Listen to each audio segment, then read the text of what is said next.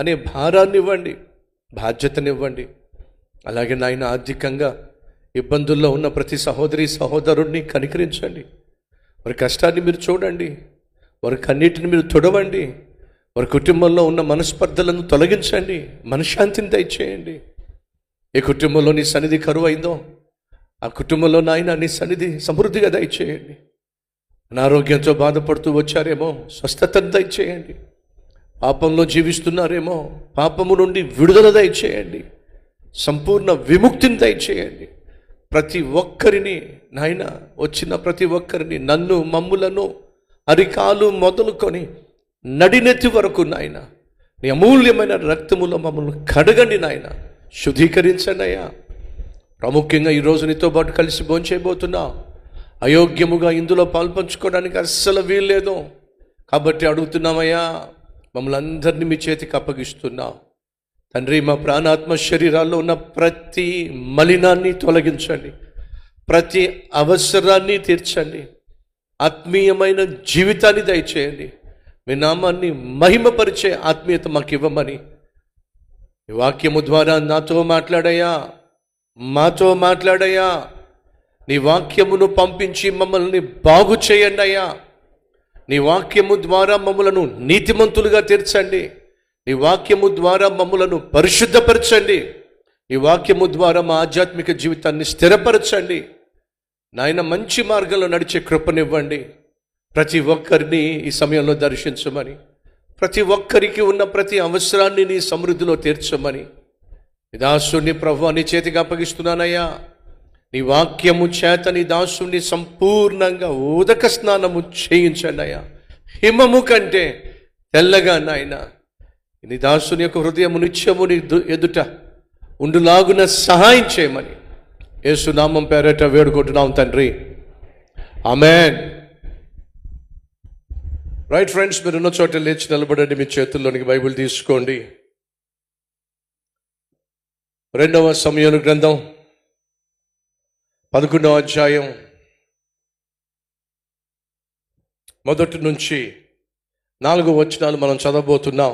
2వ సమూయేలు గ్రంథం 11వ అధ్యాయం 1 నుంచి 4 వచనాలు అందరం కలిసి బిగ్గరగా చదువుదాం. వసంతకాలమున రాజులు యుద్ధమునకు బయలుదేరు సమయమున దావీదు యోవాబును అతని వారిని ఇశ్రాయేలీయులందరినీ పంపగా వారు అమ్మోనీయులను సంహరించి రబ్బా పట్టణమును ముట్టడి వేసిరి. అయితే దావీదు యెరూషలేమునందు నిలిచెను. ఒకనొక దినమున ప్రొద్దుగుంకు వేళ దావీదు పడక మీద నుండి లేచి రాజనగరి మిద్దె మీద నడుచుచు పైనుండి చూచుచూ ఉండగా స్నానము చేయి ఒక స్త్రీ కనబడెను. ఆమె బహు సౌందర్యవతి అయి ఉండుట చూచి దావీదు దాని సమాచారము తెలుసుకొనుటకై ఒక దూతను పంపెను. అతడు వచ్చి ఆమె ఎలీయాము కుమార్తెయు హిత్తీయుడగు ఊరియాకు భార్య అయిన బెత్షెబా అని అతనికి తెలియజేయగా దావీదు దూతల చేత ఆమెను పిలువనంపెను. ఆమె అతని వద్దకు రాగా అతడు ఆమెతో శయనించెను. కలిగిన అపవిత్రతను పోగొట్టుకొని ఆమె తన ఇంటికి మరలా వచ్చాను. పరిశుద్ధుడా, చాలా రోజుల నుంచి ఈ 11వ అధ్యాయంలో దాగి ఉన్న హెచ్చరికలను మేము నేర్చుకోవాల్సిన విలువైన పాఠాలు మాకు నేర్పిస్తూ వస్తున్నాం. ఈరోజు కూడా నాయన ప్రతి ఒక్కరికి అత్యవసరమైన నీ వాక్యమును మాకు అనుగ్రహించమని మాతో మాట్లాడమని యేసు నామం పేరట వేడుకుంటున్నాం తండ్రి, ఆమేన్. ప్రభువు పేరట కూడి వచ్చిన మీ అందరికీ షలోం. మీ ప్రక్క వారికి షలోం అని చెప్పారా? షేక్ హ్యాండ్ ఇచ్చారా? ఒక నలుగురికన్నా షేక్ హ్యాండ్ ఇవ్వండి. దయచేసి మీ స్థలాల్లో కూర్చోవాల్సిందిగా కోరుతున్నాను. ముగింపు ప్రార్థన అయ్యేంత వరకు ఏ ఒక్కరూ కదలకుండా మీ స్థలాల్లో కూర్చోవడం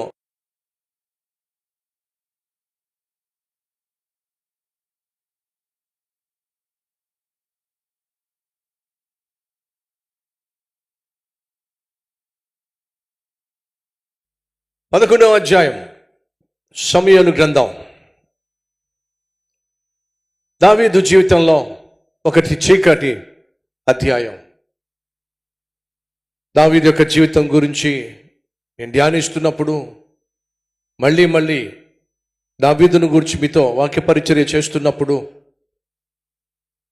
సుమారు 3000 సంవత్సరాల క్రితం యెరూషలేము పట్టణంలో రాజభవనంలో చోటు చేసుకున్న దారుణమైనటువంటి పాపము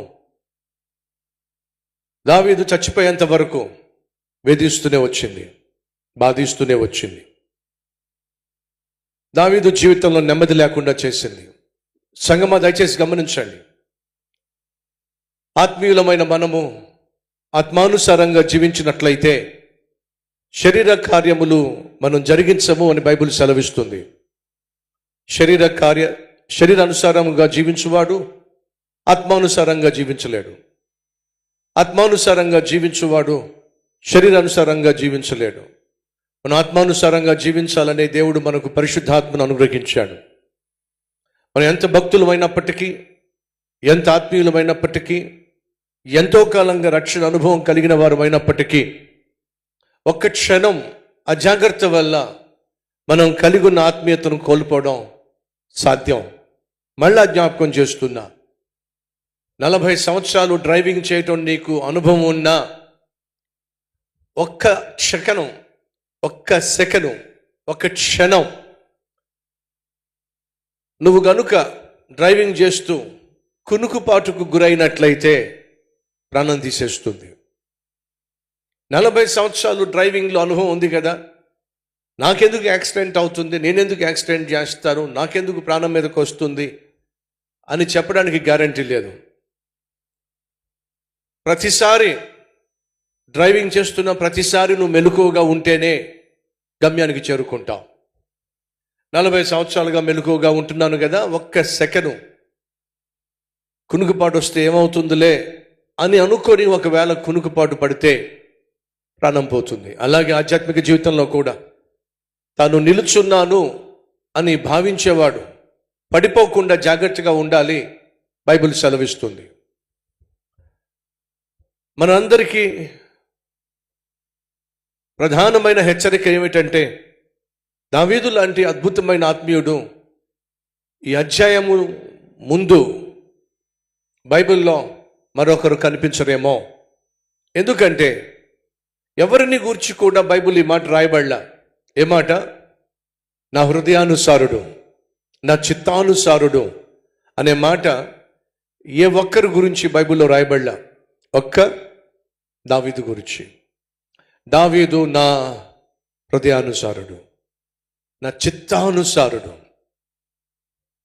అంటే దేవుడు ఏమైతే ఉద్దేశిస్తాడో, దేవుడు ఏదైతే తన చిత్తము అని నమ్ముతాడో దాన్ని ఖచ్చితంగా చేసేటటువంటి తత్వం కలిగిన వాడు, దేవుని మనస్సు కలిగిన వాడు. అయినప్పటికీ కూడా ఇంత ఘోరమైనటువంటి పాపంలో పడిపోయాడు అని అంటే మనం ఏ పాటి వారము? కాబట్టి మనము మరింత జాగ్రత్తగాను భద్రంగాను ఉండాలి. ప్రాముఖ్యంగా సహోదరులు, పాపంతో చెలగట్టమాడకండి. సైతాను తీసుకొచ్చే శోధనలను సులభంగా తీసుకోకండి. ఇది నన్నేమీ చేయలేదులే, ఈ అలవాటు నన్నేమీ చేయలేదులే, ఈ పాపము నన్నేది చేయలేదులే, ఈ కోపము నన్నేమీ చేయలేదులే, ఈ అపవిత్రత నన్నేమీ చేయలేదులే, ఈ స్నేహం వల్ల నాకు నష్టం లేదులే, ఈ బంధం వల్ల నాకు నష్టం లేదులే అని దయచేసి ఏ ఒక్కరు అనుకోవడానికి వీల్లేదు. ఎందుకని? ఒక్క అవకాశం నువ్వు సైతానికి ఇస్తే సైతాన్ని జీవితాన్ని శాశ్వతం నాశనం చేసేస్తాడు. దావీదు జీవితం ద్వారా అదే మనం తెలుసుకుంటున్నాం. ఒక్క అవకాశం సైతానికి ఇచ్చాడు. మిగతా కాలం అంతా కూడా దావీదు నరకమే అనుభవించాడు. పోయిన వారం మీతో పంచుకున్నాను కదా, దావీదు ఈ మిద్దె మీద చక్కర్లు కొడుతున్నప్పుడు అతని వయసు సుమారు 50 సంవత్సరాలు. బాల్యము నుండి 50 సంవత్సరాల వరకు, అంటే సుమారు 35 సంవత్సరాలు చాలా ఆత్మీయంగా జీవించాడు, చాలా దేవునికి దగ్గరగా జీవించాడు. కానీ 50వ సంవత్సరంలోకి వచ్చేసరికి, లేక 50స్లోకి వచ్చేసరికి దావీదు జీవితంలో ఘోరమైనటువంటి తప్పిదము చోటు చేసుకుంది.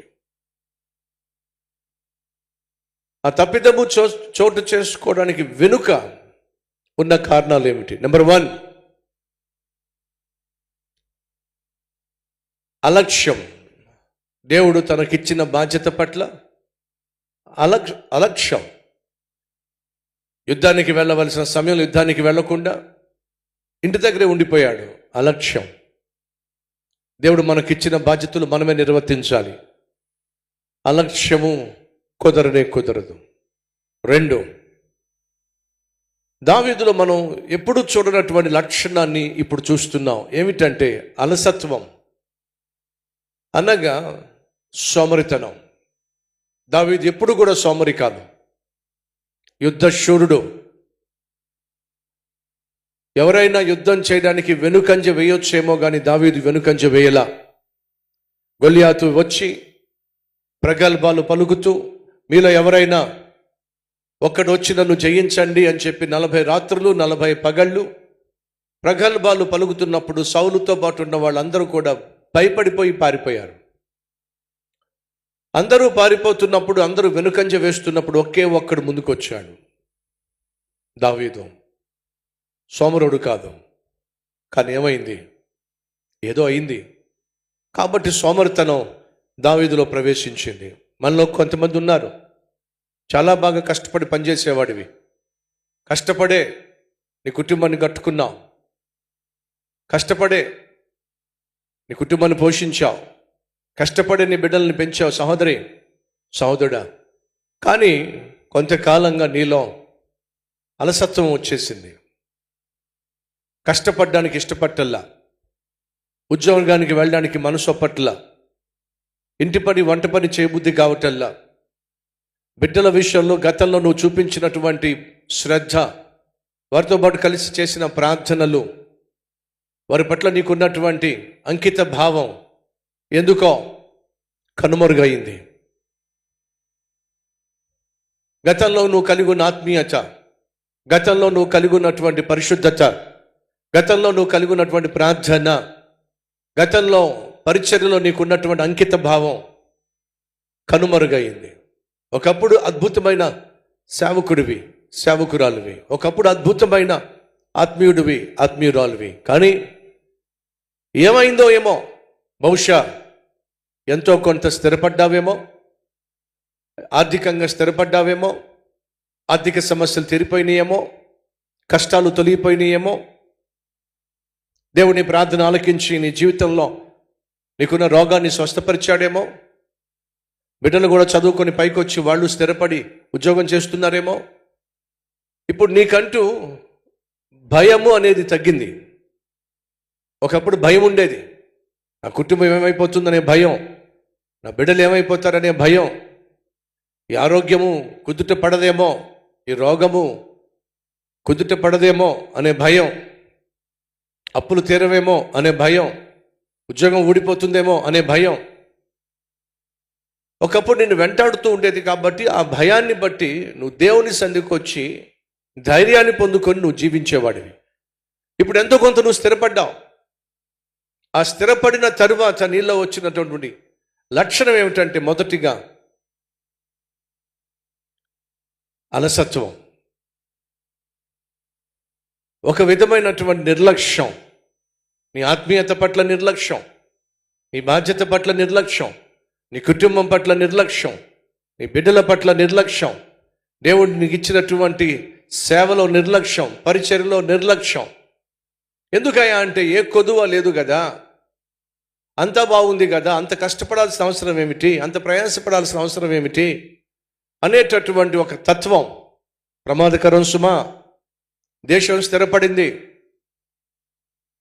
తనకున్న సైన్యం బహుబలమైంది, సైన్యాధిపతి యోవాబు యుద్ధం చేయడంలో ఆరితేరాడు, మంచి సైనికులు ఉన్నారు, నేనెందుకు వెళ్ళాలి, నేనెందుకు యుద్ధం చేయాలి, వాళ్ళే అన్ని చూసుకుంటారులే అనేటటువంటి భావం దావీదు జీవితంలో పాపానికి దారితీసింది. తను యుద్ధానికి వెళ్ళవలసిన సమయం యుద్ధానికి వెళ్ళకుండా, వేలాపాల లేకుండా పడుకోవడం, ఎప్పుడు పడితే అప్పుడు పడుకోవడం, ఎప్పుడు పడితే అప్పుడు లేవడం, దావీదు జీవితంలో ఈ ఘోరమైనటువంటి పాపానికి దారితీసింది. తమ్ముళ్ళు చెల్లెళ్ళం, ఈ రోజుల్లో అనేక మంది వేలాపాల లేకుండా పడుకుంటున్నారు. ప్రాముఖ్యంగా సెల్ ఫోన్ చేతిలోకి వచ్చేసిన తర్వాత నెట్ కనెక్షన్, ఇంటర్నెట్ కనెక్షన్ సులభంగా అందుబాటులోకి వచ్చేసిన తర్వాత రాత్రులు కునుగు పట్టట్లా. శరీరాన్ని పాడు చేసుకోవడానికి, కళ్ళను పాడు చేసుకోవడానికి, ఒళ్ళును పాడు చేసుకోవడానికి రకరకాల సులభమైన మార్గాలు వచ్చేసినాయి. ఇక వీటిల్లో పడి రాత్రంతా కూడా తమ ఆత్మీయతను పాడు చేసుకుంటున్నారు, కళ్ళను పాడు చేసుకుంటున్నారు, శరీరాన్ని అపవిత్రపరుచుకుంటున్నారు. ఇక చదువేం అబ్బుతుంది చెప్పండి? కాలేజీకి వెళ్ళి చదవగలరా? స్కూల్కి వెళ్ళి చదవగలరా? ఆత్మీయతను పన్నంగా పెట్టేస్తున్నారు, రక్షణ ఆనందాన్ని పక్కన పెట్టేస్తున్నారు, కుటుంబ వ్యవస్థను కుటుంబ వ్యవస్థను నిర్లక్ష్యం చేస్తున్నారు. ఈరోజు పతన అవస్థలో అనేక మంది జీవిస్తున్నారు. నీ సంగతి ఏమిటి? ఒక్కసారి ఆలోచించు. సాయంత్రం నిద్ర లేచాడట, మిద్దె మీదకి వెళ్ళాడట, పైనుంచి చుట్టూ చూస్తున్నాడట. అలా చుట్టూ చూస్తున్నప్పుడు ఒక స్త్రీ స్నానం చేస్తూ కనిపించింది. ఒకవేళ నువ్వే గనుక ఒక స్త్రీ స్నానం చేస్తూ ఉన్నప్పుడు నువ్వు చూసినట్లయితే స్వతహాగా నీకు వచ్చే ఆలోచన ఏమిటి? ఒక స్త్రీ కావచ్చు, ఒక పురుషుడు కావచ్చు, స్నానం చేస్తూ కనిపించినట్లయితే స్వతహాగా నీ రియాక్షన్ ఏమిటి? వెంటనే కళ్ళు తిప్పేసుకుంటావా? భక్తుడైన బిల్లీ గ్రామ్ చెప్పింది ఏంటో తెలుసా? యాదృచ్ఛికంగా, సడన్గా, అనుకోకుండా నీ కళ్ళ ముందు ఒక దృశ్యం కనిపించవచ్చు. అపవిత్రమైన, అభ్యంతరకరమైన ఒక దృశ్యం. అది మ్యాగజైన్ కావచ్చు, టీవీలో కావచ్చు, సెల్ ఫోన్లో కావచ్చు, డైరెక్ట్గా కావచ్చు. ఏదైనా శోధించేటటువంటి ఒక దృశ్యము నీకు కంటపడవచ్చు. ఫస్ట్ టైం నీకు అనుకోకుండా అది నువ్వు చూసావు, అది తప్పు కాదు. కానీ నెక్స్ట్ టైం చూడాలి అని నువ్వు ఆశిస్తావు, చూసావు, అది తప్పు. ఒక అందమైన అమ్మాయి బస్ స్టాండ్లో కనిపించింది, ఫస్ట్ టైం అనుకోకుండా చూసావు. లేదా శరీరం కనిపించే విధంగా ఒక అమ్మాయి, ఒక స్త్రీ డ్రెస్ వేసుకుంది, అసభ్యకరంగా ఉంది, బస్ స్టాండ్లో నిలబడింది. సడన్గా నువ్వు చూసావు, ఫస్ట్ టైం చూసావు, అది నీ ప్రమేయం లేకుండా చూసావు. అసభ్యంగా బట్టలు వేసుకుంది, కానీ అనుకోకుండా నువ్వు చూసావు, అది తప్పు కాదు.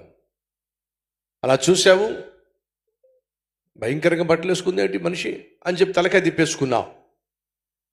కానీ మళ్ళీ సెకండ్ టైం చూడాలనిపిస్తుంది, చూసారా?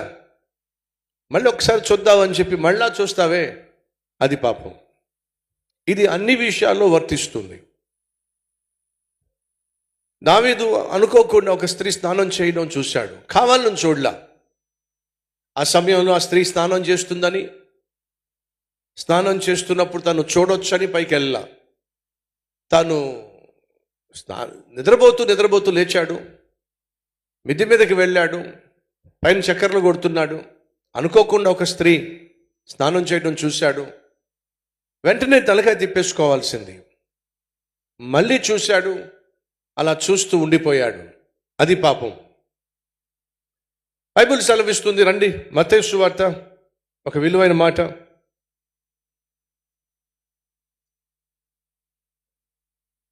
ఏడవ అధ్యాయము 6వ అధ్యాయము 22వ వచనము. మత్తయి సువార్త 6వ అధ్యాయము 22వ వచనము. దేహమునకు దీపము కన్నే గనుక, దేహమునకు దీపము కన్నే గనుక నీ కన్ను తేటగా ఉండిన ఎడల నీ దేహమంతయు వెలుగుమయమై ఉండును.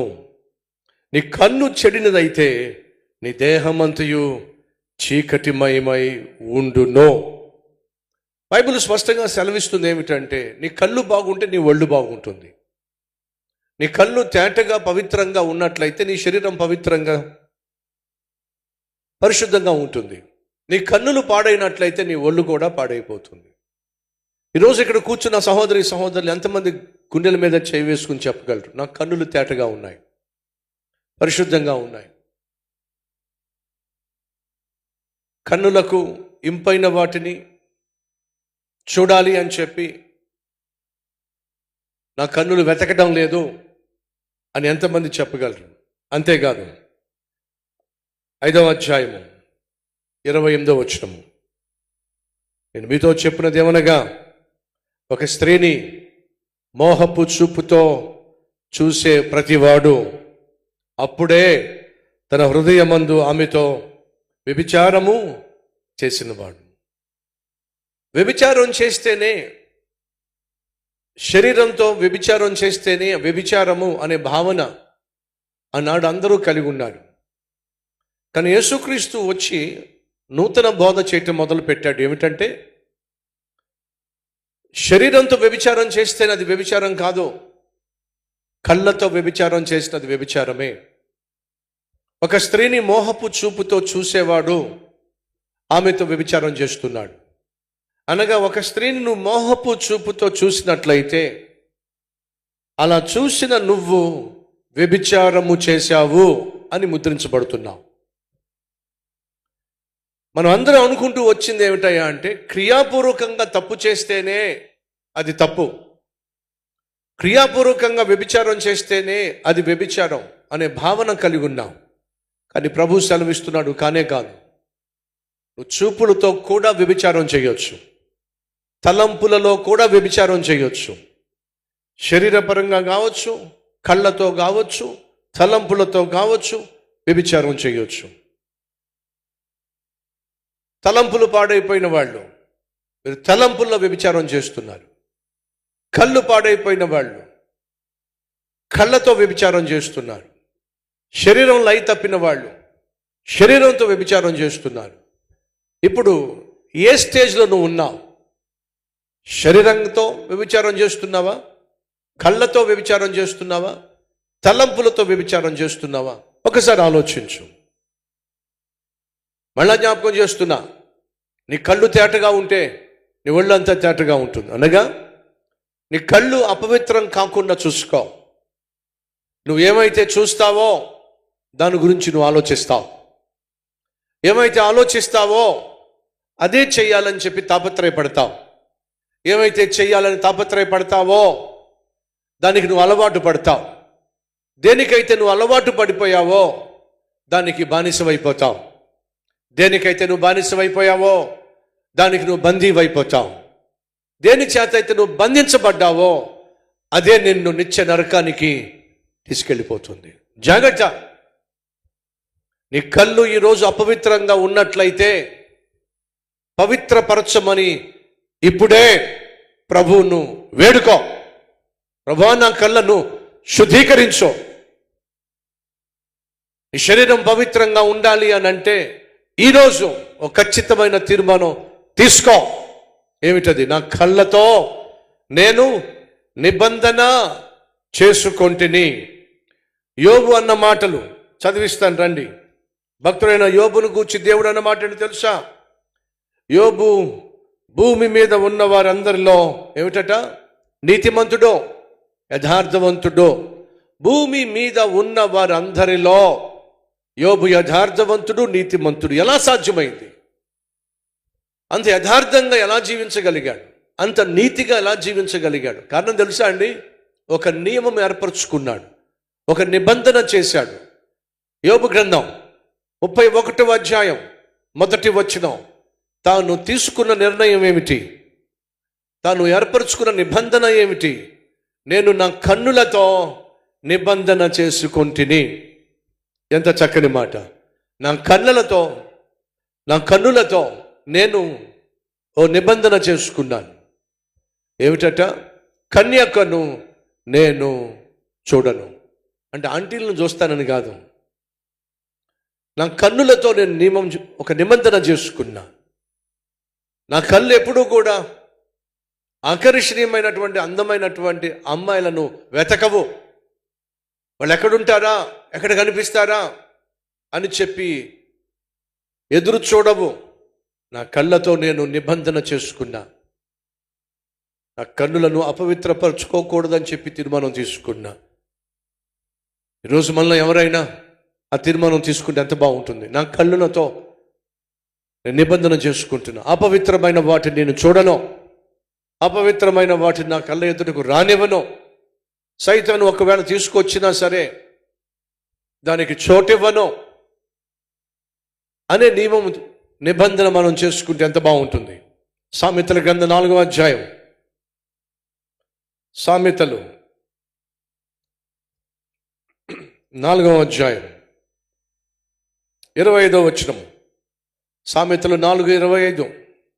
నా కన్నులో ఇటు అటు చూడక సరిగాను, నా కనురెప్పలు నా ముందర సూటిగాను చూడవలెను. అర్థమవుతుందా? నీ కళ్ళు ఎలా ఉండాలి? తిన్నగా ఉండాలి. వంకర చూపులు తగదు. కను సైగులు చేయటం, కన్ను గీయడం, ఇవన్నీ కూడా ఆత్మీయులకు తగదు. యోబు యథార్థతను కాపాడుకోవడానికి కారణం ఏమిటంటే తన కళ్ళతో నియమం పెట్టుకున్నాడు, నిబంధన చేసుకున్నాడు. నా కళ్ళను నేను అపవిత్రపరుచుకోను. ఆ నిబంధన తుది శ్వాస వరకు యోబు నీతిగా జీవించడానికి ఆధారమైంది. అదే నిబంధన దావీదు కూడా చేసుకుంటే ఎంత బాగుండేది. దావీదు అన్నాడు, నేను పాపము చేయకున్నట్లు నీ వాక్యమును నా హృదయంలో దాచుకున్నాను. మంచి మాట. కానీ ఎప్పుడైతే తన జీవితంలోనికి అలసత్వము, నిర్లక్ష్యము, నిద్రపోతనము, బాధ్యత లేకుండా జీవించటము తెలియకుండానే తన జీవితంలో ప్రవేశించినప్పుడు దావీదు అనుకున్నాడు, ఏముంది, ఎప్పుడు వెళ్తున్నాను కదా యుద్ధానికి, అస్తమా నేను ఎందుకు వెళ్ళాలి? నిర్లక్ష్యం. ఇన్ని సంవత్సరాలుగా యుద్ధం చేసుకుంటూ తిరిగాను, కొంచెం కాసేపు పడుకుందాం, ఎక్కువసేపు పడుకుందాం. నిర్లక్ష్యం. ఆ నిర్లక్ష్యం పాపముగా కనిపించలా. యుద్ధానికి వెళ్ళకపోవడం తనకు పాపంగా కనిపించలా. ఎక్కువసేపు నిద్రపోవడం, వేలాపాలా లేకుండా నిద్రపోవటం, అది తనకు పాపంగా కనిపించలా. ఏముందిలే, చాలా కాలంగా యుద్ధాలు చేసుకుంటూ బతికా కదా ఇప్పటిదాకా, కొంచెం ఇప్పుడైనా కాస్త సుఖపడదాం, ఎప్పుడైనా కాస్త సౌఖ్యంగా ఉందాం అనేటటువంటి సుఖము లేక సుఖభోగము దావీదులో ప్రవేశించింది. అలా ప్రవేశిస్తున్నప్పుడు దావీదుకు అది అర్థం కాల. ఏదైతే సుఖం అనుకుంటున్నానో, ఏదైతే సుఖభోగం అనుకుంటున్నానో అది కాస్త తన సాక్ష్యాన్ని పాడు చేయబోతుంది. ఊహించలా. అనగా సైతాను నీ జీవితాన్ని నాశనం చేయాలి అనుకున్నప్పుడు సడన్గా నిన్ను పడేసే ప్రయత్నం చేయడు. చాలా స్లోగా నిన్ను తీసుకెళ్తాడు. చాలా తెలివిగా నిన్ను పాపంలో పడేసే ప్రయత్నం చేస్తాడు. ఒక అబ్బాయి ప్రేమలో పడాలంటే, ఒక అమ్మాయి ప్రేమలో పడాలంటే డైరెక్ట్గా వెళ్ళిపోయి ఐ లవ్ యూ అని అంటే పడిపోతారా ప్రేమలో? ముందు ఒకరిని ఒకరు చూసుకోవాలి. ఒకరిని ఒకరు చూడడంతో స్టార్ట్ అవుతుంది, చిరునవ్వుతో కంటిన్యూ అవుతుంది. మీ పేరు ఏమిటి అని అడగడం, పలకరించటం, ప్రతిరోజు పలకరించటం, ఫోన్ నెంబర్లు ఎక్స్చేంజ్ చేసుకోవడం. తమ్ముళ్ళు చెల్లెళ్ళు ట్రైనింగ్ ఇస్తున్నాం అనుకోకండి. ఓహో, చెప్పొచ్చేది ఏమిటయా అంటే ఎలా స్టార్ట్ అవుతుంది? చూపులతో స్టార్ట్ అవుతుంది, పలకరింపుతో స్టార్ట్ అవుతుంది, ఫోన్ నెంబర్లు మార్చుకోవడంతో స్టార్ట్ అవుతుంది, చాటింగ్తో స్టార్ట్ అవుతుంది. ఆ తర్వాత ప్రేమ దోమ అని చెప్పండి, ఆ తర్వాత పార్టీలకు వెళ్ళడం, పార్కులకు వెళ్ళడం, పాపం చేయటం, ప్రెగ్నెంట్ కావడం. ఇదంతా ఎలా స్టార్ట్ అయింది? పాడైపోయిన స్థితికి రావడానికి కారణం ఏమిటి? ఆ చూపేగా, ఆ నవ్వేగా, ఆ పలకరింపేగా. అప్పుడు వాళ్ళకి తెలుసా ఇప్పుడు నేను చూస్తున్న అబ్బాయి నా జీవితాన్ని నాశనం చేస్తాడని అమ్మాయికి తెలుసా? ఇప్పుడు నేను చూస్తున్న అమ్మాయి నా జీవితంలో నిద్ర లేకుండా చేస్తుందని వాడికి తెలుసా? తెలియదండి. That is how they will leads you to destruction. అలాగే సైతాను ఈ నాశనానికి స్లోగా తీసుకెళ్తాడు. ఈరోజు సహోదరులో ఏదైతే అపవిత్రంగా నీకు అనిపిస్తుందో, ఏదైతే అవసరం లేదు అని నీకు అనిపిస్తుందో, ఏదైతే ఇది తప్పు అని నీకు అనిపిస్తుందో వెంటనే ఫుల్ స్టాప్ పెట్టేసేయి, కామా పెట్టమాకు. ఇది నేను చేయకూడదు, ఇది నాకు తగదు, ఇది నాకు మంచిది కాదు అని దేని గురించి అయితే నీకు అనిపిస్తుందో అది నిన్ను ప్రమాదంలో పడేయబోతుంది. స్నానం చేస్తున్నప్పుడు స్త్రీ కనిపించిందట. ఆమెను చూశాడు దావీదు. చచ్చి, ఆమెను చూస్తున్నాను ఏమిటి, ఇది నాకు మంచిది కాదు, నేను చూడకూడదు అని చెప్పి వెంటనే తన కళ్ళను మలుచుకున్నట్లయితే సమస్య తీరిపోయేది. కానీ ఆమె అందంగా కనిపించిందట, సౌందర్యవతట. మరొక మాట ఉంది, బహు సౌందర్యవతి. బహు సౌందర్యవతిగా తను కనిపించినప్పుడు తాను తన కళ్ళను మలుచుకోలేకపోయాడు. స్నానం చేసే ఆ స్త్రీని తను చూడకుండా ఉండాలి అనుకున్నట్లయితే యుద్ధానికి వెళ్ళాల్సింది. స్నానం చేసే స్త్రీని తను చూడకుండా ఉండాలి అనుకుంటే సాయంత్రం వరకు నిద్రపోకుండా ఉండాల్సింది. తన బాధ్యతలు తను నిర్వర్తిస్తూ ఉండాల్సింది. ఖాళీగా ఉన్నాడట, తీరిగ్గా ఉన్నాడట. బహు ప్రమాదకరమైన సమయము నువ్వు ఖాళీగా ఉండడం. Empty mind, devil's workshop. నీ మనస్సు ఖాళీగా ఉన్నా, నీ మెదడు ఖాళీగా ఉన్నా, నువ్వు ఖాళీగా ఉన్నా అదే సైతానుకు అనుకూలమైన సమయం. నువ్వు ఒంటరిగా ఉన్నా, ఏం చేయాలో అర్థం కావటం లేదని నీకు అనిపిస్తున్నా, that is the right time for devil to attack you. నిన్ను నాశనం చేయడానికి అనుకూలమైన సమయం ఏంటో తెలుసా? నువ్వు ఒంటరిగా ఉన్నప్పుడు. తమ్ముళ్ళు చెల్లెళ్ళు, నువ్వు ఒంటరిగా ఉన్నప్పుడు సెల్ ఫోన్తో కాకుండా బైబిల్ చదవటం అద్భుతమైన అలవాటు. బైబిల్కి సంబంధించిన పుస్తకాలు చదవటం అద్భుతమైన అలవాటు. గొప్ప గొప్ప సేవకుల యొక్క జీవిత చరిత్ర చదవడం అద్భుతమైన అలవాటు. ఈ రోజులు ఎవరు పుస్తకాలు చదవట్లా. చాలామంది బైబిల్ కూడా చదవడం మానేశారు. మందిరాలకు కూడా బైబిల్ తేవడం మానేశారు. ఏ కాలం ఇది? ఇటు చెప్పండి. పోయే కాలం ఇది. పాతాళానికి పోయే కాలం ఇది. సంగమా, ఎక్కువ సమయం దేవుని గురించి ఆలోచిస్తూ ఉంటే, దేవుని వాక్యాన్ని ధ్యానించాలని ఆశ ఉంటే, నీ ఆధ్యాత్మిక జీవితాన్ని పెంపొందించేటటువంటి సందేశం వినడమో, పుస్తకం చదవటమో అలవాటు చేసుకుంటే ఖచ్చితంగా అది నీకు ఆశీర్వాదంగా ఉంటుంది. దావీదు తీరిగ్గా ఉన్నాడట, పైన తిరుగుతున్నాడట. అదే సమయంలో పక్కన ఒక స్త్రీ స్నానం చేస్తూ కనిపించిందట. కళ్ళు మలుచుకోవాల్సిందే, అటు ఇటు చూడకుండా. నీ కళ్ళు ఎలా ఉండాలని బైబిల్లో ఉంది? సూటిగా ఉండాలి, తిన్నగా ఉండాలి. వంకరి చూపులో, కొంటి చూపులో, కామంతో కూడిన చూపులో ప్రమాదం. దావీదు ఆ రోజు ఆ చూపులను కంట్రోల్ చేసుకోలేకపోయాడు. సంసోను తిమ్నాతుకు వెళ్ళి ఒక అమ్మాయిని చూశాడు. అలా చూస్తూ ఉండిపోయాడు, కళ్ళను కంట్రోల్ చేసుకోలేకపోయాడు. ఆ అమ్మాయిని చూసి అలాగే చూస్తూ ఉండిపోయి ఆ అమ్మాయిని ప్రేమించి ఆ అమ్మాయిని పెళ్లి చేసుకుని ఆఖరికి పతనం అయిపోయాడు.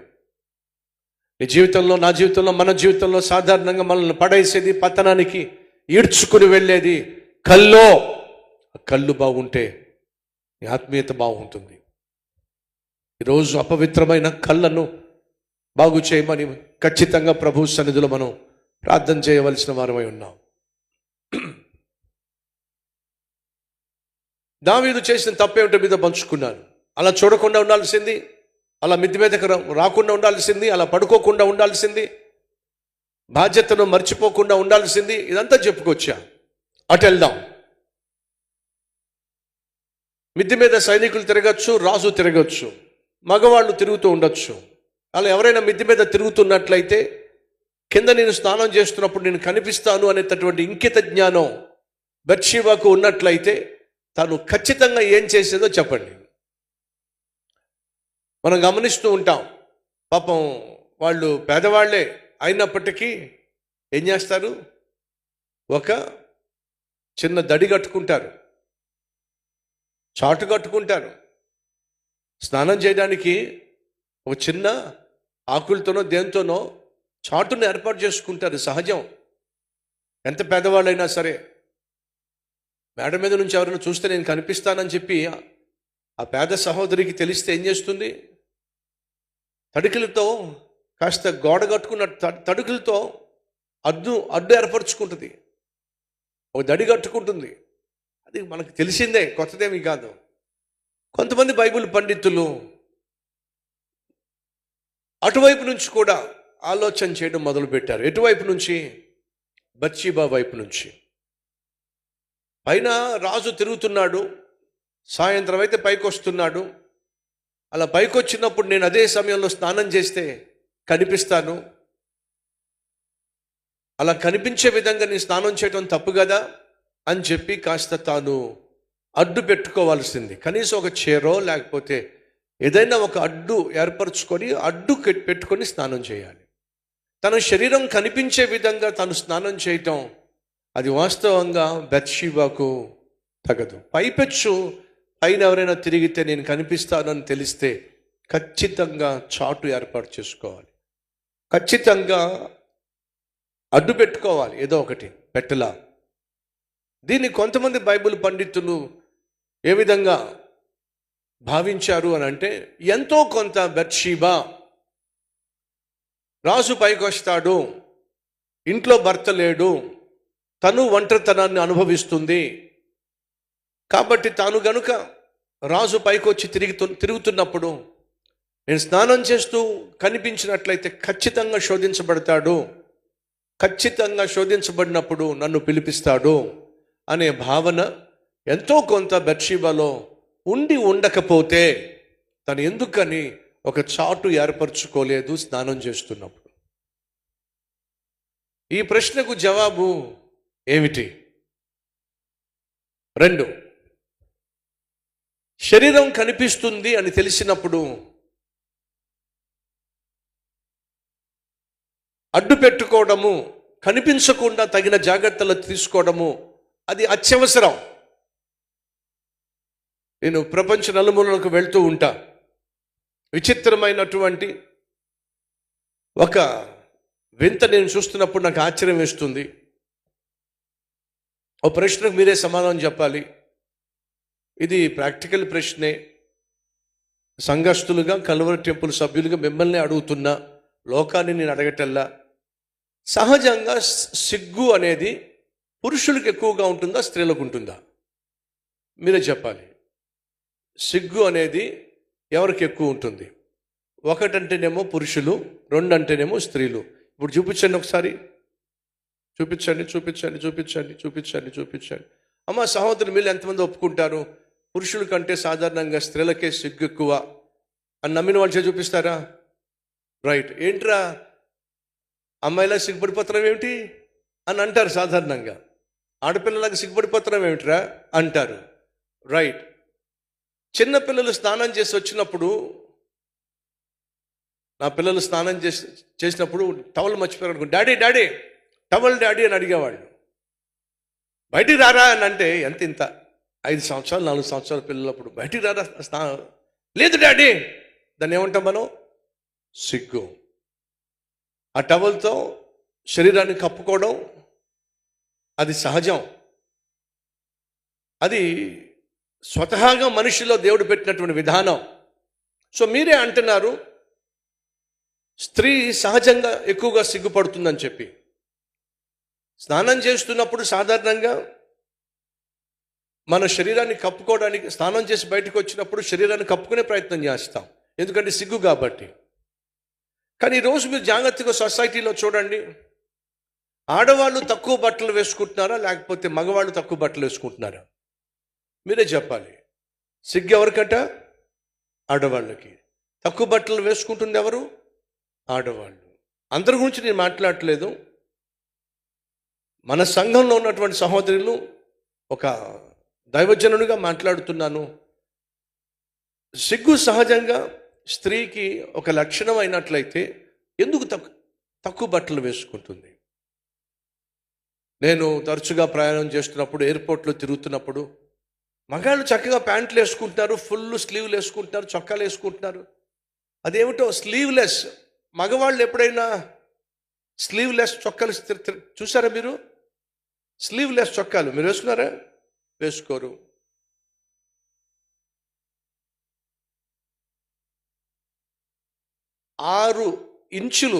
ఎన్ని ఇంచులు 6 అంగుళాల నిక్కరు మీరు ఎప్పుడైనా వేసుకున్నారా? వేసుకోరు మీరు. మరి ఎందుకు అమ్మాయిలు వేసుకుంటున్నారు? ఇంతే నిక్కరు. ఎందుకని ఇలా జరుగుతుంది? కారణం ఏమిటి? శరీరం కనిపించే విధంగా ఎందుకని బట్టలు వేసుకుని మా ఇష్టం, ఎవడిష్టం వాడిది, ఎవరిని కాదనలేం. కానీ ఎందుకు ఇలా జరుగుతుంది? దీని వెనకాల ఉన్నటువంటి కారణం ఏమిటి అర్థం కావట్లే.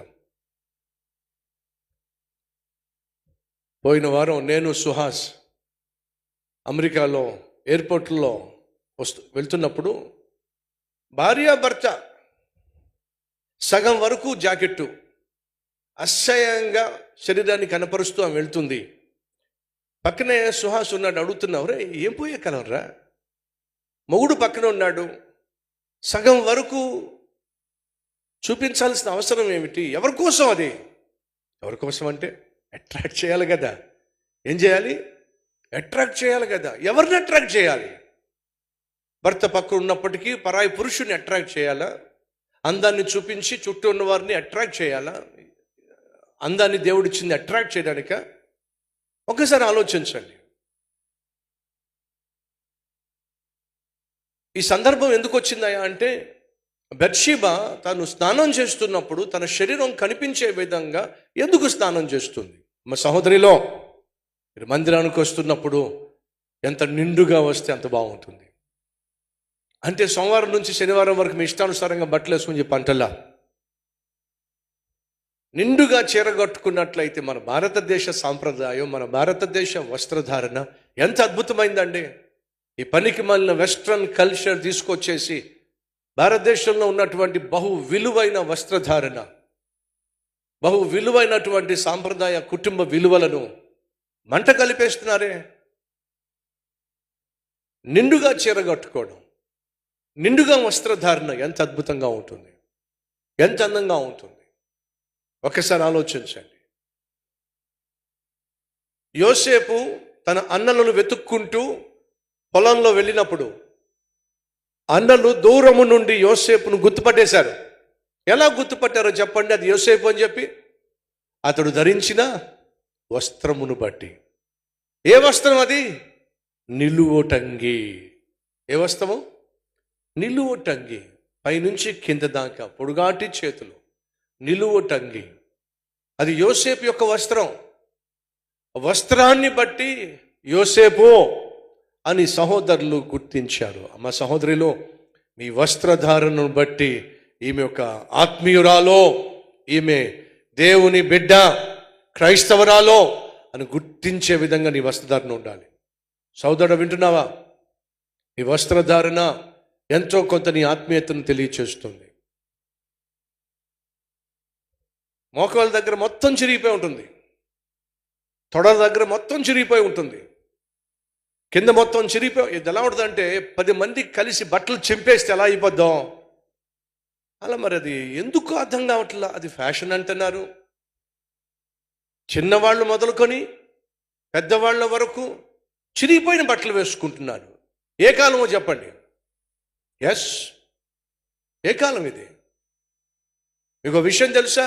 సేన అనే దయ్యం పట్టినవాడు అర్ధనగ్నంగా తిరిగాడు. వాడు సరిగా బట్టలు వేసుకోవాలా. ఎందుకని? వాడికి దయ్యం పట్టింది. సంగమా, సరిగా బట్టలు వేసుకోవట్లేదన్నా, ఇతరులను ఆకర్షించాలనో ఇతరులను శోధించాలనో నువ్వు బట్టలు వేసుకుంటున్నా,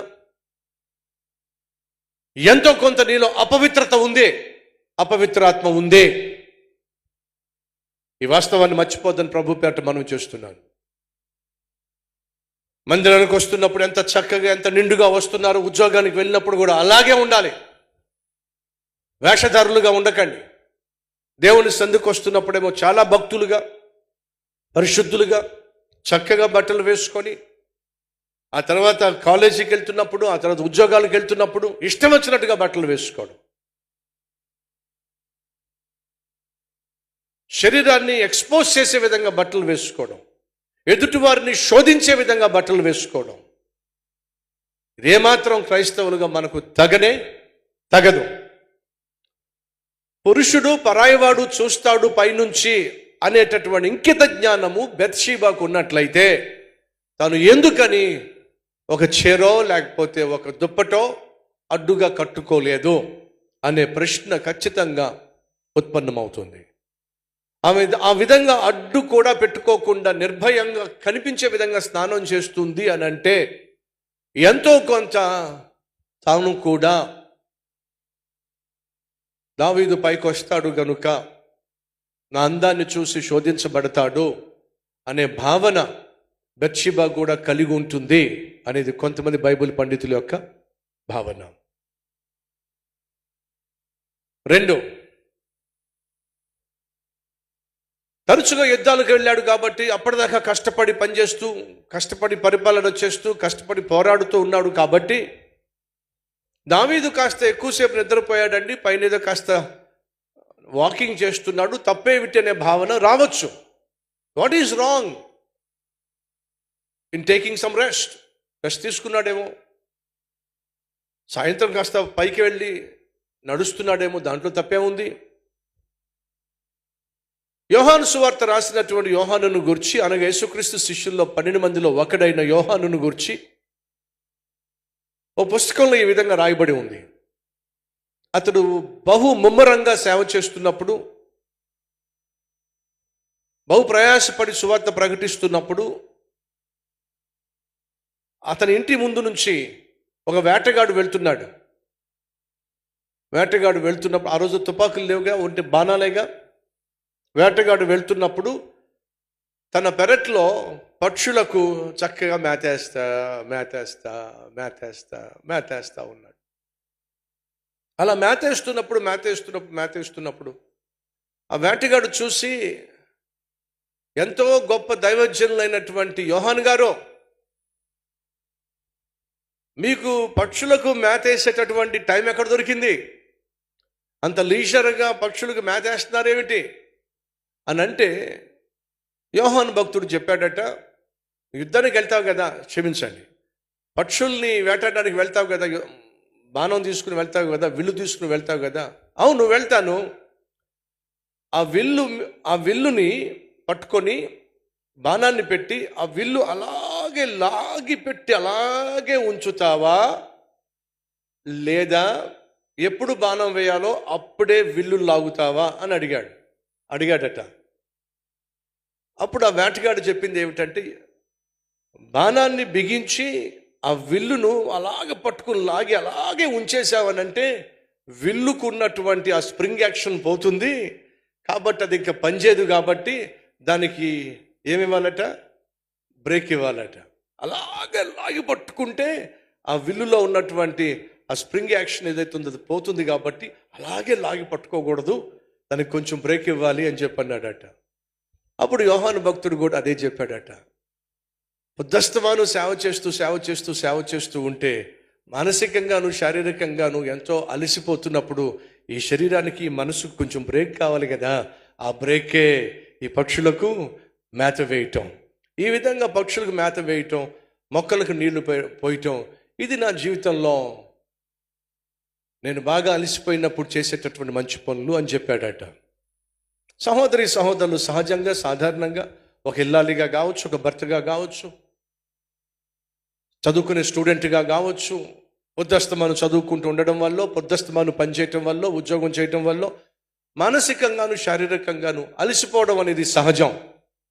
అలా అలసిపోతున్నప్పుడు నువ్వు చేయాల్సింది ఏమిటయ్యా అంటే, ఆరోగ్యవంతమైనటువంటి నీ అలసటను తీర్చే వాటిని ఎంచుకోవాలి కానీ, ఆత్మీయమైనటువంటి ఆరోగ్యవంతమైనటువంటివి వాటినే ఏర్పరచుకోవాలి కానీ, అడ్డమైన వాటిని ఏర్పరచుకోవడానికి, అపవిత్రమైన వాటిని ఏర్పరచుకొని నేను కొంచెం రిలాక్స్ అవ్వాలని ఆశపడడం అదేమాత్రం వాక్యానుసారం కాదు. బాగా అలసిపోయారనుకోండి, ఒక మంచి పుస్తకం చదవండి. బాగా అలసిపోయారనుకోండి, ఒక మంచి సందేశం వినండి. బాగా అలసిపోయారనుకోండి, 2-3 ఫ్రెండ్స్ని, ఆత్మీయులు ఫ్రెండ్స్ని పిలిపించి వాళ్ళతో కాసేపు మాట్లాడండి. బాగా అలసిపోయారు అనుకోండి, మీరు మీ భార్య మీ పిల్లలు కలిసి కాసేపు బయటికి వెళ్ళండి, లేదా అందరూ కలిసి ఏదైనా ఆత్మీయమైనటువంటి ఒక ఆట ఏదైనా అంతాక్షరం చెప్పంటాం కదా, ఏదో ఒకటి. అంతేగాని అపవిత్రతను పెంచి పోషించే, నీలో ఉన్న పరిశుద్ధతను పాడు చేసే, నీ కళ్ళను పాడు చేసే, నీ శరీరాన్ని పాడు చేసే దేన్ని కూడా నీ జీవితంలో చోటు ఇవ్వడానికి వీల్లేదు. బాగా బోరు కొట్టేస్తుంది, బాగా చిరాగ్గా ఉంది, బాగా టైర్డ్ అయిపోయాను కాబట్టి నా ఫ్రెండ్స్తో తిరిగి రావాలి. ఎక్కడికి వెళ్ళి తిరిగి వస్తాం? పనికి మాలిన చోట్లకు వెళ్ళి ఫ్రెండ్స్తో తిరిగి వస్తే పనికి మాలిన వాడివి అయిపోతాం. ఎగ్జామ్స్ అయిపోయినాయి, ఇప్పటిదాకా బాగా కష్టపడి చదివా, ఎగ్జామ్స్ అయిపోయినాయి కాబట్టి ఐ షుడ్ చిల్ అవుట్, బయటికి వెళ్ళి కాస్త సరదాగా తిరిగి రావాలి. ఎక్కడికి వెళ్తావు తిరిగి రావడానికి? పార్టీలకు వెళ్తావా? పబ్బులకు వెళ్తావా? పార్కులతో అమ్మాయిలతో అబ్బాయిలతో వెళ్తావా?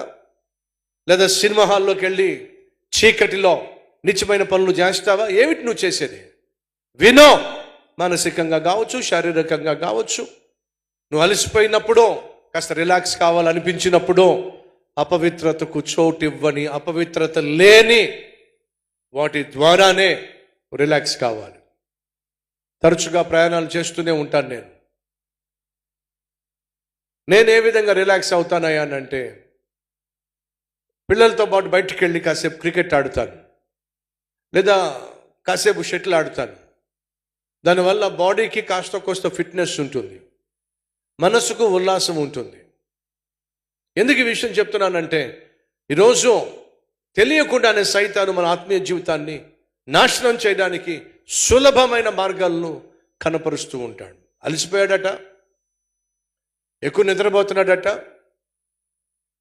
ఎప్పుడు చేసే యుద్ధాలే కదా, అస్తమానం ఏం చేస్తానని చెప్పి అనుకున్నాడేమో, పైన చక్కర్లు కొడుతున్నాడట, చూడకూడని దృశ్యాన్ని చూశాడట, అక్కడితో ఆగలేదట, ఆమెను పిలిపించాడట. పిలిచినప్పుడు ఎవరో వచ్చి తలుపు కొట్టారు. బత్షెబ తలుపు తీసింది. రాజు నిన్ను రమ్మంటున్నాడు. నా భర్త ఇంట్లో లేడు, యుద్ధానికి వెళ్ళాడు. నా భర్త ఇంట్లో లేనప్పుడు నాతో రాజుగారికి ఏం పని? ఒంటరిగా నన్నెందుకు రమ్మంటున్నారు? ఒకవేళ నేను రావాల్సి వస్తే నా భర్త వచ్చినప్పుడే ఇంట్లోంచి బయటకు వస్తా. నా భర్త లేని సమయంలో ఒంటరిగా ఇంట్లోంచి బయటికి రావడం అది నా వ్యక్తిత్వం కానే కాదు. వెళ్ళి చెప్పండి దావీదు గారికి, నాతో వారికి సాధారణంగా పని ఉండకూడదు. ఒకవేళ ఏదైనా పని ఉన్నట్లయితే నా భర్తతో నేను వస్తా, ఒంటరిగా వచ్చే ప్రసక్తి లేదో చెప్పాల్సింది. అలా చెప్పినట్లయితే బలవంతంగా వాళ్ళు తీసుకెళ్ళే అవకాశం లేదుగా. ఒకవేళ బలవంతంగా తీసుకెళ్ళిన బత్షెబ యొక్క ప్రమేయం దాంట్లో లేదుగా. రాజు రమ్మన్నాడట, ఆమెమో వచ్చేసిందట. దావీదు రమ్మన్నం తప్పో, ఆమె వెళ్ళడం కూడా తప్పే. సహోదరి సహోదరులు వింటున్నారా? సైతాను శోధిస్తాడో, నువ్వు శోధించబడ్డం తప్పు కాదు, శోధనకు లొంగడం తప్పో. రాజు రమ్మన్నాడో, ఆ పిలుపు నీకు అందడం అది నీ తప్పు కాదు, ఆ పిలుపుకు లోబడ్డం తప్పో. ఎవడో పనికి మాలిన వాడు స్నేహం చేద్దామంటాడో, ఆ ఆహ్వానం వాడు ఇవ్వచ్చు. ఆహ్వానం నీకు రావడం తప్పు కాదు, దాన్ని అంగీకరించడం తప్పు. ప్రేమించుకుంటున్నాం కదా, రేపు మాప పెళ్లి చేసుకుంటాం కదా, పెళ్లి చేసుకున్న తర్వాత భార్య భర్తలుగా ఉంటాం కదా, అదేదో ముందుగానే స్టార్ట్ చేద్దాం అని పనికి మాలిన వాడు ఒక ప్రపోజల్ నీకు ఇచ్చాడు అనుకో, అది వాడు పనికి మాలిన వాడు ప్రపోజ్ చేశాడు. ఆ ప్రపోజ్ నువ్వు రిసీవ్ చేసుకోవడం తప్పు కాదు, దానికి అంగీకరించడం తప్పు. వాడు నీకు ప్రపోజ్ చేశాడు, దాన్ని అంగీకరించడం తప్పు. దావీదు రమ్మన్నాడు, తప్పే. బత్షెబ వెళ్ళిపోయింది, తప్పే. దొందే. సహోదరి సహోదరులు, మన వ్యక్తిగత ఆధ్యాత్మిక జీవితంలో మనం కలిగి ఉన్న బహు విలువైంది ఏంటో తెలుసా? ఆత్మరక్షణ. నువ్వు నేను కలిగి ఉన్న ఈ రక్షణ ఎంత ఖరీదైందో తెలుసా? ప్రభు అయిన యేసుక్రీస్తు పరలోకాన్ని విడిచిపెట్టి భూమి మీదకి రావాల్సి వచ్చింది. ఆయన నీ కోసం దాసుని స్వరూపము ధరించాల్సి వచ్చింది.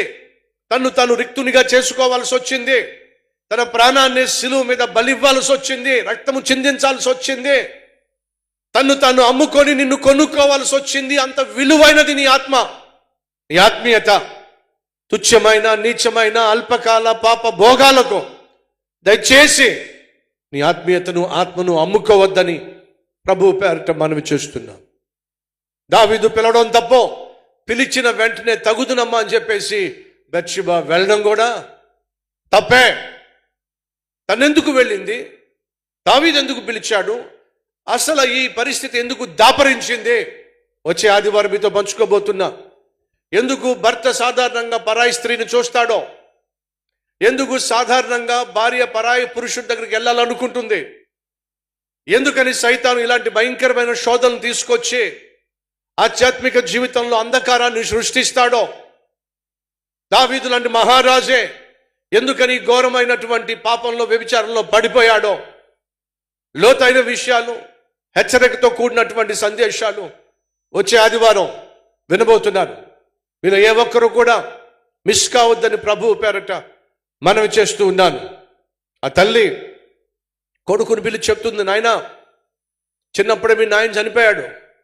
అల్లారు ముద్దుగా నిన్ను, మీ చెల్లిని నేను పెంచుకుంటూ వచ్చా. రెక్కలు ముక్కలు చేసుకున్నా. నేను బాగా చదివించా. ఉద్యోగం సంపాదించి చెల్లి అచ్చట ముచ్చట తీర్చాల్సిన బాధ్యత నీదే.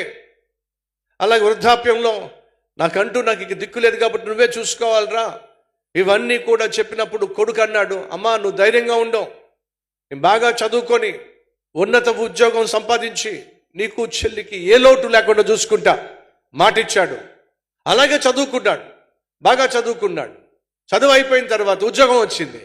మామూలు ఉద్యోగం కాదు, 1,50,000 రూపాయలు, కారు ఇచ్చారు, అపార్ట్మెంట్ ఇచ్చారు. అమ్మ ఆనందానికి, సంతోషానికి అవధులు లేవు. అమ్మా వచ్చేసాయి నా దగ్గరికి, చెల్లిని కూడా తీసుకొచ్చేసాయి, నీ కష్టం ఫలించింది, మంచి ఉద్యోగం సంపాదించా, వచ్చేసాయి అని చెప్పానంటే తల్లి చెల్లి కలిసి వచ్చేసారు. ఎంత హ్యాపీగా జీవిస్తున్నారు, ఎంత హ్యాపీగా ఉన్నారో. కొడుకు అభివృద్ధిని చూసి, కొడుకు స్థిరపడ్డాన్ని చూసి ఎంత సంతోషించిందో ఆ తల్లి. ఒరే మరి చెల్లి పెళ్లి గురించి ఆలోచించరా? లేదా మరి నేను ఆలోచిస్తున్నా, సంబంధాలు చూస్తున్నా, మంచి సంబంధం వచ్చింది, ఫైనలైజ్ చేద్దాం, ఫైనలైజ్ అయిపోయింది. కట్న కానుకలు వాళ్ళు అడిగారు, మరి ఇవన్నీ ఎలా చూసుకుంటావురా? నాకు లోన్ వస్తుందమ్మా, నువ్వేం భయపడిన అవసరం లేదు. డేట్ కూడా ఫిక్స్ చేసేసారు, లోన్ అప్లై చేసేసాడు, పెళ్లి ఘనంగా జరగబోతుంది. కొడుకేమో ఉద్యోగరీత్యా ఇతర ప్రాంతానికి, ఇతర రాష్ట్రానికి వెళ్ళాడు. 1 వీక్ 10 డేస్లో వచ్చేస్తానన్నాడు, తిరిగి రాలేదు. పెళ్లి వాళ్ళు ఏమో తొందర చేస్తున్నారు, ఇవ్వాల్సిన కట్నం డబ్బులు ఇవ్వాలి కదా, లోన్ తీసుకుని ఇస్తానన్నాడు కదా, ఏమైపోయాడు మీ అబ్బాయి? అయ్యా వచ్చేస్తాడే, ఉద్యోగరీత్యా వెళ్ళాడు, వచ్చేస్తాడు, మీరేం వరి కాకండి అని చెప్పి చదువుతూ వచ్చింది, సర్ది చెప్తూ వచ్చింది. 3-4 వారాలు అయిపోయింది, కొడుకు జాడ లేదో. తల్లికి చెల్లికి ఏం అర్థం కావట్లేదు ఏమైపోయిందని చెప్పి. ఒకరోజు అంబులెన్స్ వచ్చింది. ఈ అడ్రస్ మీదేనా? అవును బాబు మాదే. లోపలికి డెడ్ బాడీ వచ్చింది. ఆ తల మీద ఉన్నటువంటి దుప్పటి తెరిస్తే కొడుకు. తల్లి చెల్లి గుండె అయిపోయినంత పరిస్థితి. గుండెలు బాదుకుని ఏడ్చారు. ఏమైంది? తీసుకొచ్చిన వాళ్ళు చెప్తున్నారు, HIV రోగంతో చచ్చిపోయాడు. మా అబ్బాయికి HIV రావడం ఏమిటి?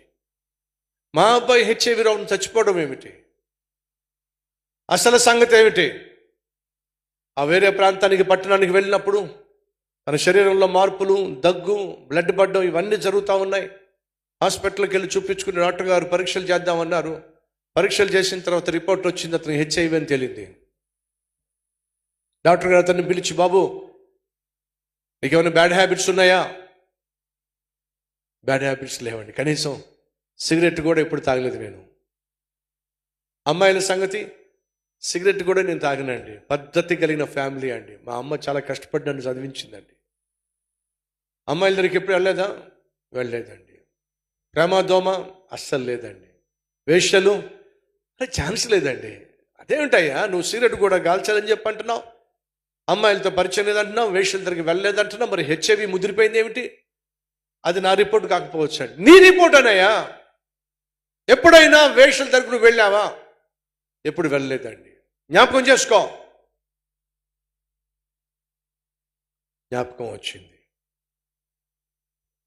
కాలేజీలో ఎగ్జామ్స్ అయిపోయిన తర్వాత అందరం ఇంటికి వెళ్ళిపోవాలి. నేను కూడా మొత్తం సర్దేసుకుని ఇంటికి వెళ్ళిపోదాం అనుకున్నప్పుడు నా ఫ్రెండ్స్ అందరూ వచ్చి అన్నారు, ఒరే కష్టపడి చదివాం కదా, కొంచెం రిలాక్స్ అయితే బాగుంటుంది, కొంచెం చిల్ అవుట్ అయితే బాగుంటుంది, ఫ్రెండ్స్ అందరం కలిసి పార్టీ చేసుకుందాం అంటే, సరే పార్టీయే కదా అని చెప్పి నేను వాళ్ళ రూమ్కి వెళ్ళా. నాకు మందు అలవాట్లేదు. ఒరే ఈ టైంలోనన్నా మనం మందు తాగకపోతే ఎట్లా అని చెప్పేసి తొందర చేసి మందు తాగిచ్చారు. సరేలే ఎప్పుడు తాగలేదు కదా అని చెప్పి నేను కూడా తాగేశా. ఆ తర్వాత వాళ్ళు అమ్మాయిలను పిలిపించారు. అలా అమ్మాయిలను పిలుస్తారు నాకు తెలియదు. నేను రాను, నాకు వద్దు అని అంటే నన్ను బహుగా శోధించారు. రే నువ్వు మగాడివి కాదురా, ఏంట్రా ఆడైన దానిలో మురిసిపోతున్నావు ఏమిట్రా అని చెప్పి నన్ను శోధించారు. ఆ రాత్రి వాళ్ళ ప్రోద్బలంతో ఆ వేశ్యతో వ్యభిచారం చేశాను. డాక్టర్ అంటున్నాడు, అదే నువ్వు చేసిన తప్పు. తిన్నగా ఇంటికి వెళ్ళిపోతే బాగుండేది. ఆ స్నేహితుల మాట వినకుండా ఉంటే బాగుండేది. వాళ్ళతో కలిసి పార్టీ చేసుకోకుండా ఉంటే బాగుండేది. వాళ్ళు ఏదో సరదాగా గడుపుదామన్నారు, ఎంజాయ్ చేద్దామన్నారు, పార్టీ అన్నారు, మందు తెప్పించారు, మగువలను తెప్పించారు. వీడి జీవితం నాశనం చేశారండి. ఆ రోజు ఏ స్త్రీతో ఏ వేషతో తను పాపం చేశాడో ఆమె భయంకరమైనటువంటి హెచ్ఐవి రోగంతో ఉన్నటువంటి స్త్రీ. వెళుతూ వీడికి హెచ్ఐవి అంటించేసి వెళ్ళిపోయింది. చెల్లి పెళ్లి చేయాల్సిన సమయంలో, అమ్మకు జీవితాంతం అండగా ఉండాల్సిన సమయంలో తను చేసిన పాపం ఏమైందో తెలుసా? పండిందండి. కుటుంబానికి అండగా ఉండాల్సిన కొడుకు కాస్త శవమే వచ్చేసరికి అది చూసినటువంటి తల్లి గుండె ఆగిపోయిందండి. తల్లి చచ్చిపోయిందండి కొడుకు శవం మీద పడి. చెల్లి మోడుగా మిగిలిపోయిందండి. తమ్ముళ్ళు వింటున్నారా? చెల్లెళ్ళు వింటున్నారా? ఫ్రెండ్సే కదా, రమ్మంటున్నారు కదా, పార్టీ అంటున్నారు కదా, ఫంక్షన్ అంటున్నారు కదా, వెళ్తే తప్పేమిట్లే. అక్కడికి వెళ్ళిన తర్వాత వాళ్ళు ఉన్నటువంటి ఆలోచనలు ఏమిటో, వాళ్ళు వేసిన ప్లాన్స్ ఏమిటో, ఆ పార్టీలో ఉన్నటువంటి ముఖ్య కారణం ఏమిటో నీకేం తెలుసో?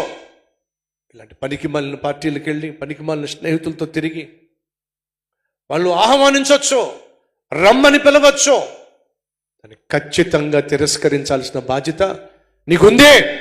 దావీదు రమ్మని పిలిచాడో రానో అని చెప్పాల్సిన బాధ్యత బత్షెబాకుంది. రమ్మడం తప్పో, పిలిచిన వెంటనే వెళ్ళిపోవడం కూడా తప్పే. ఇద్దరూ కలిసి చేసిన తప్పో ఇద్దరికి కూడా శాపంగా మారింది. ఇద్దరికి కూడా తీరని శోకాన్ని మిగిల్చింది. ఆ 50 సంవత్సరాల తర్వాత దావీదు 70 సంవత్సరాల వయసులో చనిపోయాడు. 20 సంవత్సరాలు నేను అనుకుంటాను దావీదు ఆ రాత్రి చేసిన పాపాన్ని జ్ఞాపకము చేసుకొని బాధపడని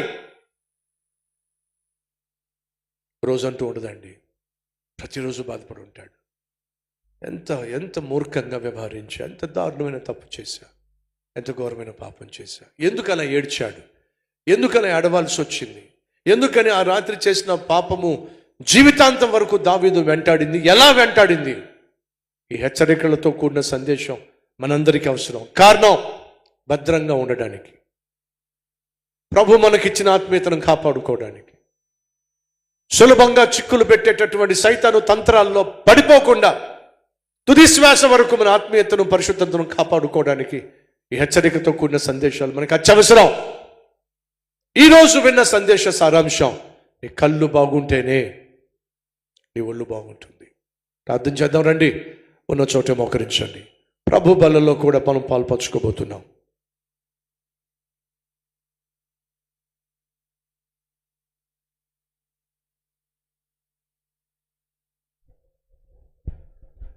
సహోదరి సహోదరా, నువ్వు సులభంగా శోధించబడ్డానికి సైతాను వాడేటటువంటి ఆయుధము నీ కల్లో.